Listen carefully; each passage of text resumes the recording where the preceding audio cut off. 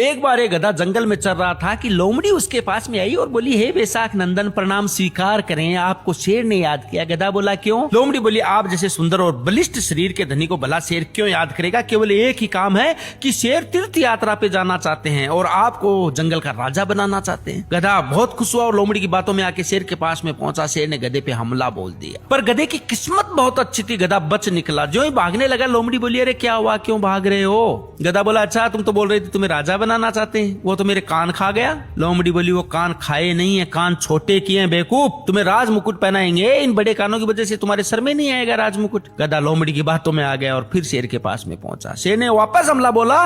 गधे की किस्मत बहुत अच्छी थी, गधा अब की बार भी बच निकला। जो ही भागने लगा, लोमड़ी बोली, तुम तो गधे के गधे ही ठहरे, क्यों भाग रहे हो, क्या हुआ? गधा बोला, अच्छा तुम तो बोल रही थी तुम्हें राज मुकुट पहनाना चाहते, इसलिए कान छोटे कर रहे हैं। अरे पूंछ में कौन सा राज मुकुट पहनाएंगे, मेरा तो पूंछ खा गए वो।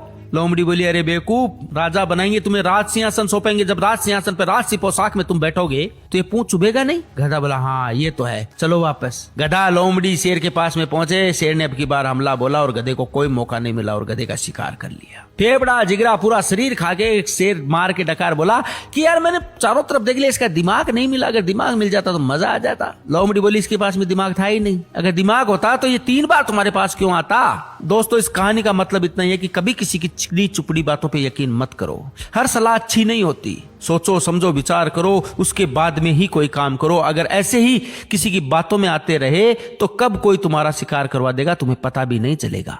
जय सिया राम।